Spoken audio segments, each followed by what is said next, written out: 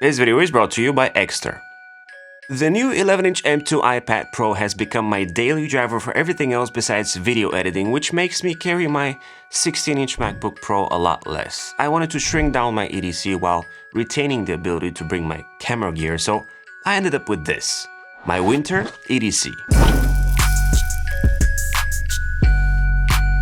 As always, all the links will be in the description below, and with that out of the way, let's start with the smaller bag I went for this time. This is the Peak Design Messenger Everyday Bag. It's compact while still providing 13 liters of storage that expands to 16 thanks to the mag latches. It allows me to carry the 11-inch iPad easily alongside my camera gear while providing excellent protection. I like the black version's aesthetics and the fact that it's a messenger style. Still, unfortunately, it doesn't fit the M1 Max laptop, so whenever I have to bring the MacBook, I switch to my other Peak Design bag, which I talk more about in my previous EDC, which I'll link at the end of this video. The flex dividers are the same between the two models, allowing them to be folded to create additional pockets, cubbies, and shelves, which is perfect for lenses and other camera equipment. The laptop sleeve is very well protected, being inside and not exposed to an external zipper, and the one-handed access is a breeze. It has a nice handle, which means that it can be held as a briefcase and, of course, messenger style. The secure front pocket is perfect for keeping my AirPods, keys, and other knickknacks, and overall, I'm delighted with this bag. Now, it's not cheap, keep that in mind, but it's exceptionally durable and it will last a long time. I moved away from the 12.9-inch iPad Pro because I wanted something more portable. As much as I enjoy the iPad mini, it could not meet my needs, especially regarding drawing. The smallest choice for me in that case was the 11-inch. Although it's not a mini, the M2 compensates with blazing fast performance. I can see that firsthand when I draw 8K wallpapers or work on another graphics project. Of course, I had to sacrifice the incredible XDR display of the 12.9, but the 11 doesn't disappoint either. With iPadOS 16, the iPad is getting closer to being a computer than ever before, hence me using it 10 times more than before. When it comes to emails, writing videos, sketching projects, creating and signing documents, drawing, and fun, it's my go-to device, pretty much everything else besides video editing. I can see the potential of this little guy, especially with this M2 chip inside, hence my recent experiments using it in a desk setup. However, it is not there yet. Recently, I released a video experimenting with it as a desk setup machine running iPadOS version 16.2,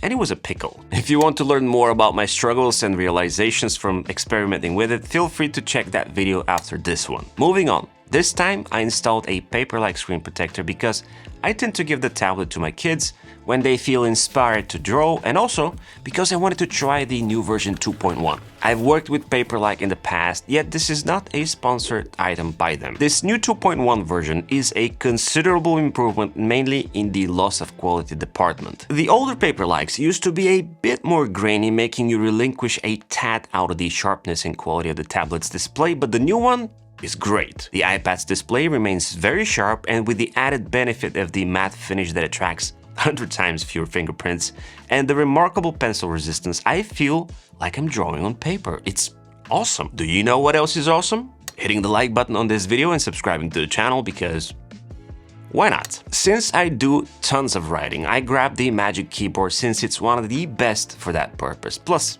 you know, trackpad. I picked the white version because it looks 10 times better than the other one, and then I decided to spice it up a bit and I ordered a dbrand skin in matching matte white to think less of ruining the white on the keyboard. In that same dbrand order, I purchased a robot skin for the pencil without realizing how cool it would look. This combo made me want to stick stuff to the white skin of the keyboard, and right there and then, I found some awesome monochrome nomad stickers. Now I'm looking for more black and white stickers to place all over. I've honestly never had a more inspiring iPad combo than this, I don't know why. Next up, charging. To keep everything topped up, I'm carrying the Ugreen 140-watt charger, which is an absolute beast and a total overkill for this specific EDC scenario. I move it around bags, knowing I can charge all my tech, including the 16-inch MacBook Pro, effortlessly. The GaN tech inside those chargers reduces and makes everything more compact while providing plenty of ports for whatever needs to be charged. Alongside the charger, I carry two additional cables, again by Ugreen. The first one is USB-C to USB-C and the second is USB-C to Lightning, and both are braided and come with a nice Velcro tie to keep them at bay. With the 140-watt beast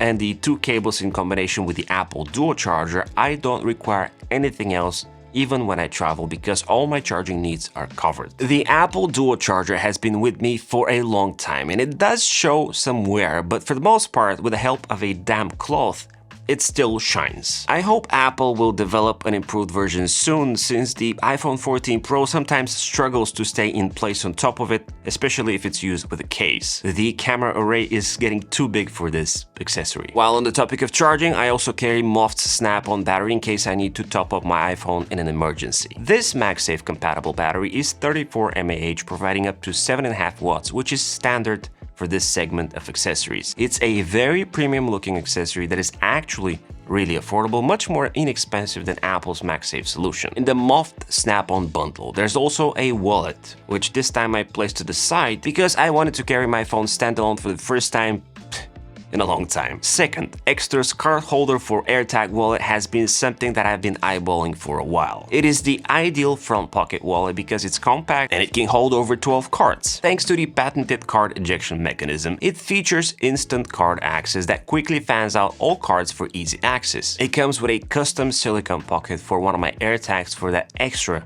peace of mind. Extra offers a great range of super slim wallets in premium, genuine leather or vegan leather in different hues. For example, the Parliament wallet can hold up to 15 cards and bills, again with quick card access. All of Extra's wallets and card holders block RFID to prevent wireless theft, and if you want to step it up a notch, you can throw in one of Extra's tool cards, which is a 7-in-1 stainless steel tool with a 5-inch wrench, flathead screwdriver, box opener, bottle opener, and more. Visit shop.extra.com/ThisIsE or click on the first link in the description below and use code ThisIsE for Extra's biggest Black Friday sale of up to 35% off. Okay, so to keep everything organized and to quickly jump between backpacks, I'm carrying the Orbit Key Nest Organizer. This hard shell organizer is very compact, yet there's plenty of room for all my EDC accessories, which I'm trying to reduce as much as possible. It fits all my current EDC items, and as a bonus, it also provides a wireless charging pad on the top, which sometimes comes in handy when someone else needs to charge their phone too while we're somewhere. Like everything else from Orbit Key, it is of very high quality,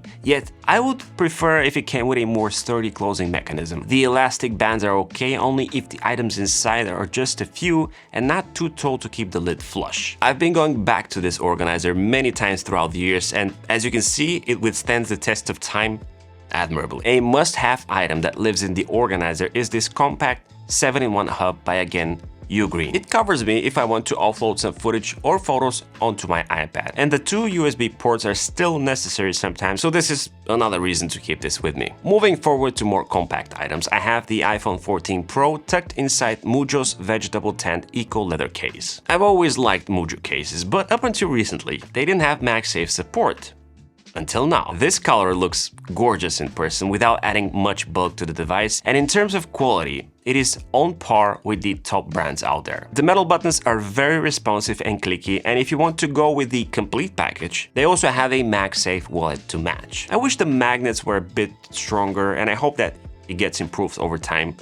But overall, it's great. I use the Apple Watch Ultra daily. This is one of my top devices this year. I usually switch between the Apple's Ocean Band, the Alpine Loop, and the traditional Nomad Band, depending on how I feel and, of course, the outfit. You can check out my dedicated Apple Watch review where I talk more about bands and accessories in the cards above or in the description below. Now, let me show you some quirky items. The first one is the AirTag multi-tool, which is this tiny metal AirTag enclosure that doubles as a keychain, and it has 4 hidden tools, like a Swiss Army knife. There's a petite pocket knife perfect for opening some boxes, an Allen key, a cross screwdriver, and a slot screwdriver. I also have another Pitaka keychain called PitaTag for cable with a USB-C to Lightning cable as part of the whole structure. Both are great Christmas presents, by the way, and these handy little accessories in combination with the extra tool that I mentioned earlier and my little Gerber knife come in very handy all the time. I always carry my AirPods, which are wrapped inside an aramid fiber case, again by Pitaka. Even though they're version 1 with no MagSafe on the back, I still get to attach them magnetically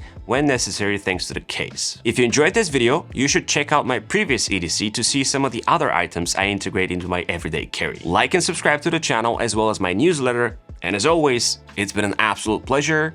This is Z, over and out.